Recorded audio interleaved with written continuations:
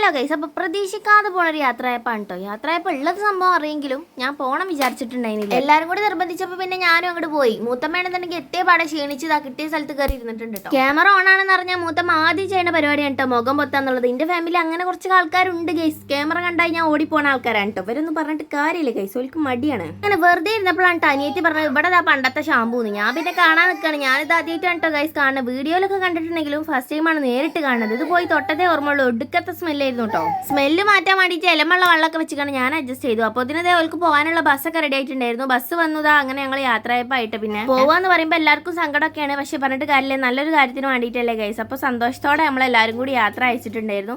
അങ്ങനെ അതേപോലെ എല്ലാവരും നിർത്താനൊക്കെ പറഞ്ഞു. പിന്നെ നമ്മളെല്ലാവരും കൂടി കിട്ടിയ ഒരു ഓട്ടോ വിളിച്ചിട്ട് കയറി പോകുന്നൊക്കെ ആയിരുന്നു കേട്ടോ ഗൈസ്. അതൊന്നും വീഡിയോ എടുക്കാൻ വേണ്ടിയിട്ട് പറ്റിയിട്ടുണ്ടായിരുന്നില്ല. അത്രയും കുത്തിത്തിരക്കായിരുന്നു ഗൈസിൻ്റെ ഓട്ടോയിലിട്ടോ. ഉള്ള ആൾക്കാർ മുഴുവൻ ഞങ്ങൾ ഓട്ടോയിലുണ്ടായിരുന്നു. പിന്നെ നേരെ വന്ന് നമ്മൾ ഫുഡ് കഴിക്കായിരുന്നു കേട്ടോ. ഫുഡ് കഴിക്കാൻ നിന്നപ്പോഴാണ് അമ്മ പറഞ്ഞത് ഞാൻ നല്ലൊരു അച്ചാർ കൊണ്ടുവരാൻ. അത് കൊണ്ടുവരാൻ പോയിട്ട് ഉമ്മാൻ ഒരു മണിക്കൂറും കഴിഞ്ഞിട്ട് കാണില്ല. 3, 4, 5 വട്ടം ഞങ്ങളെല്ലാവരും ചോറിട്ടിരുന്നു കേട്ടോ. ഉമ്മാനെ കാണാനില്ല. ലാസ്റ്റ് എങ്ങനെയൊക്കെ ആളെത്തി നമ്മൾ അച്ചാറും കൂടി ചോറുന്നു. അപ്പോഴാണ് ഈ കുടിൽ കണ്ടോ. കുടിലിന്റെ കഥ ഞാൻ വേറെ പറഞ്ഞുതരാം ഗൈസ്. കുടിലിന്റെ മൂത്തമ്മ പുറം ചൊറിയാൻ യൂസ് ചെയ്യുന്ന സംഭവം കേട്ടോ ഗൈസ്. എല്ലാവരും മറ്റേ കോലൊക്കെ ആണെങ്കിലും ഉപയോഗിക്കണമെങ്കിലും പണ്ട് മുതലേ മൂത്തമ്മ ഉപയോഗിക്കുന്ന ഒരേ ഒരു സാധനമാണ് കുടിൽ. അതിന് വേണ്ടിയിട്ടൊരു കുടിൽ തന്നെ മൂത്തമ്മക്ക് ഉണ്ട് കേട്ടോ.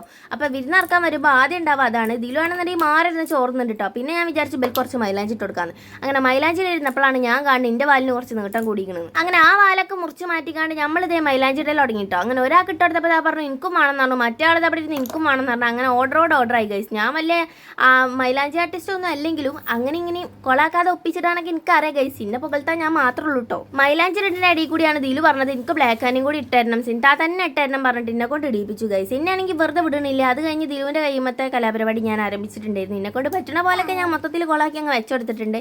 എന്തായാലും ഞാൻ എങ്ങനെ വരച്ചെടുത്താലും ഇബൽക്കൊക്കെ ഭയങ്കര ഇഷ്ടമായിട്ട്. അത് അതുകൊണ്ട് പിന്നെ ധൈര്യമായിട്ട് ഞാൻ എല്ലാവരുടെ കൈമിലോണ്ട് നല്ലോണം വരച്ചു കൊടുത്തിട്ടുണ്ടായിരുന്നു കേട്ടോ. അങ്ങനെ നമ്മളെ വരൊക്കെ കഴിഞ്ഞത് ആ സംഭവം ഇവിടെ സെറ്റായിട്ട് കിട്ടിയിട്ടുണ്ട്. അപ്പോൾ എങ്ങനെ ഉണ്ട് എന്നുള്ളത് നിങ്ങൾ കമൻറ്റ് ചെയ്യണം. ഫസ്റ്റ് ഓളെ കയ്യിൽ ഇങ്ങനെ ഇട്ടിട്ടുണ്ടായിരുന്നു. രണ്ടാമത്തെ കയ്യിൽ ഇത് ചെറിയൊരു സിമ്പിളായിട്ട് ഇങ്ങനെ ഇട്ടിട്ടുണ്ടായിരുന്നു കേട്ടോ. എല്ലാം സിമ്പിൾ തന്നെയാണ്. ഓള് ഭയങ്കര ഹെവി ആയിട്ട് ചെയ്യാൻ പറഞ്ഞില്ല. എനിക്കൊന്നും കഴിയില്ല കേട്ടോ. പിന്നെ അത് കഴിഞ്ഞാണ്ട് ഞാൻ അനിയൻ്റെയും മനുവിൻ്റെ ഒക്കെ കൂടെ ചെറുതായിട്ടൊന്ന് ഷട്ടിലും കൂടി കളിച്ച് വീട്ടിൽ പോകുന്നുണ്ടായിരുന്നു. അപ്പോൾ അത്ര ഉള്ളിട്ട് ചെറിയ മിനി വ്ളോഗ് നിങ്ങൾക്ക് ഇഷ്ടപ്പെടാണെന്നുണ്ടെങ്കിൽ ലൈക്ക് ചെയ്യാനും കമൻറ്റ് ചെയ്യാനും മറക്കരുത് ഗൈസ്. അപ്പോൾ നെക്സ്റ്റ് വീഡിയോയിൽ കാണാം. ബൈ.